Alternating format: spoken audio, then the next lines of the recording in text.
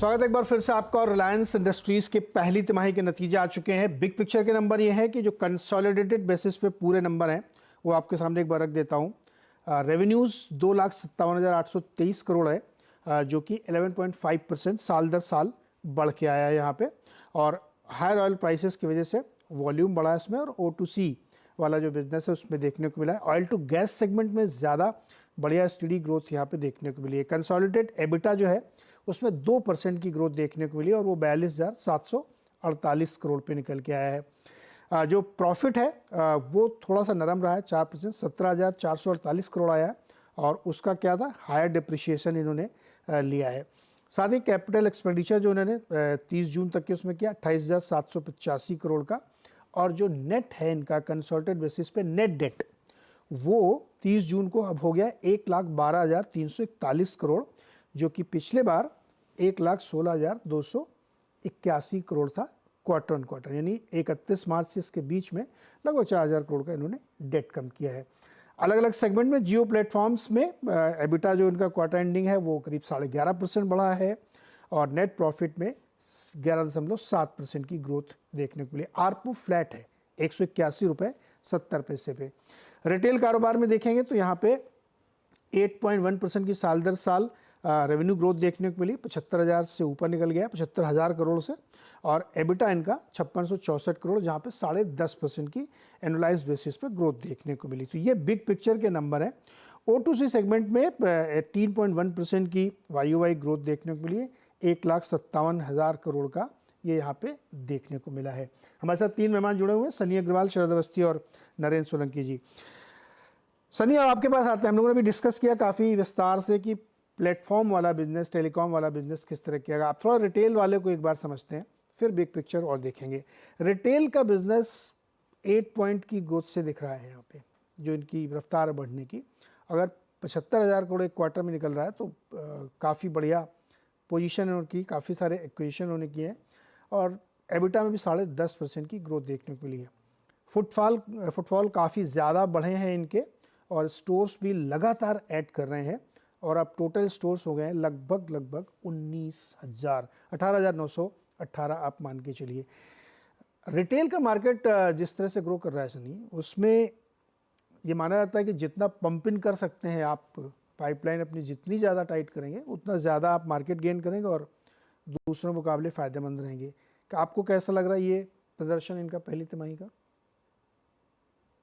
या definitely retail business का जो है उसमें जो कंपनी की जो स्ट्रेटेजी है एक्सपेंशन की, स्टोर एक्सपेंशन की, एरिया एक्सपेंशन की, उसका बेनिफिट कंपनी में डेफिनेटली नजर आ रहा है। और रिटेल बिजनेस में again it's a very well diversified business. तो इसमें बेसिकली कंज्यूमर ड्यूरेबल भी है, फैशन भी है, ज्वेलरी भी है। I think across the board, specially मुझे लगता है कि जब सेकंड हाफ, जब फेस्टिवल सीजन किक ऑफ होगा गणेश चतुर्थी से, जो कि अगस्त या सितंबर में प्ले आउट होगा, तो उसमें एक बहुत बड़ा बेनिफिट हम रिटेल बिजनेस में ऑन एक्सपेंडेड बेस आते हुए देखेंगे। और अल्टीमेटली मुझे लगता है कि अगर मैं थोड़ा सा लंबा नजरिया लेता हूँ अगले 2 से 3 साल का, तो आज के डेट में अगर आप देखेंगे कि ऑयल बिजनेस और नॉन ऑयल बिजनेस का जो इबिट लेवल या इबिटा लेवल कंट्रीब्यूशन है FY24 में मोटा मोटी 50% इक्वली था दोनों सेगमेंट का।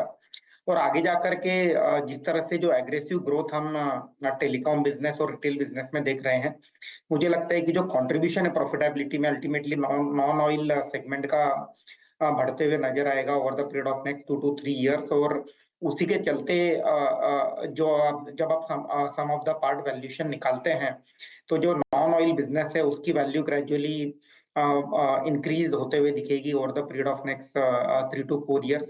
एंड अगेन इंडिया में मुझे नहीं लगता है कि कंजम्पशन स्टोरी में कोई किसी को डाउट है। Definitely Reliance being one of the largest retailer, obviously इसका जो बेनिफिट है एक्सपैंडेड स्टोर का हम आते हुए देखेंगे इन द सेकंड हाफ।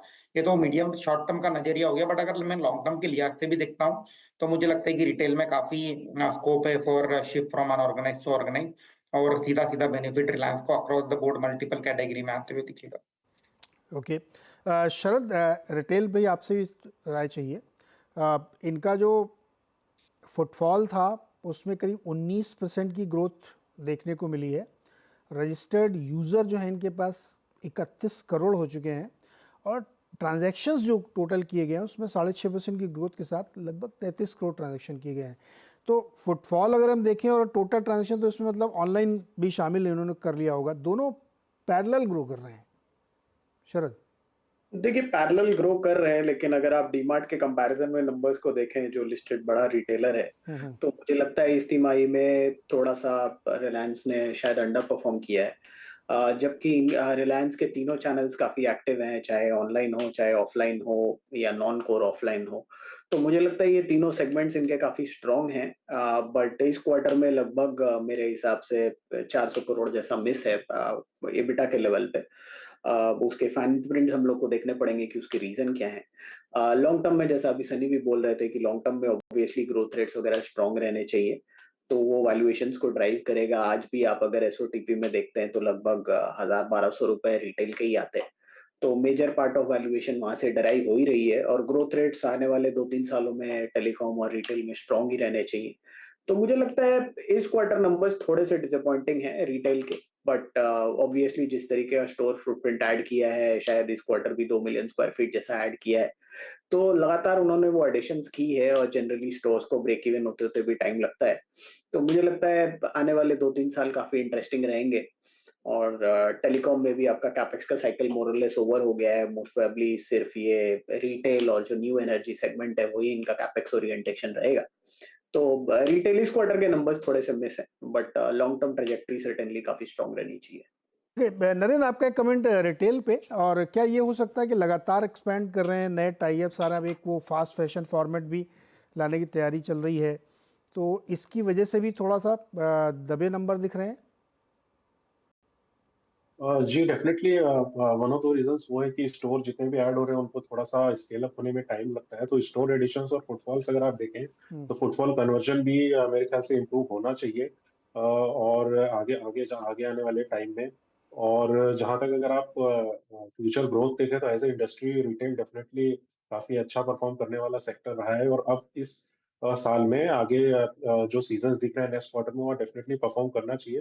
हालांकि ये कंसेक्यूटिव सेकंड क्वार्टर है कंपनी के लिए जहां पे रिटेल ने एक्सपेक्टेशन से थोड़ा सा सबड्यूड ग्रोथ दिखाया है। तो डेफिनेटली ये नियर टर्म में थोड़ा सा वरी रहेगा मार्केट के लिए कि रिटेल किस हिसाब से स्केल अप करता है, उसका जो स्पीड है वो क्या है। लेकिन इसमें एक पॉजिटिव बात यह है कि जो बैलेंस शीट अगर आप देखें रिटेल बिजनेस की तो वहाँ पे डेट धीरे धीरे ग्रेजुअली डिक्लाइन हो रहा है और वहाँ पे बैलेंस शीट इंप्रूवमेंट हमको देखने को मिल रहा है। तो वहाँ पे एक थोड़ा कंफर्ट मार्केट के लिए बन रहा है रिटेल बिजनेस के ऊपर। ओके, एक और छोटा सा मुझे ब्रेक लेना है, लौट के आगे फिर आप लोगों की राय ये भी लूँगा मैं कि अब रिलायंस पे आप लोगों को क्या नज़रिया बनता है और मंडे को किस तरह से मार्केट इसको रिसीव करेगा। छोटे से ब्रेक के बाद इस पर चर्चा करेंगे।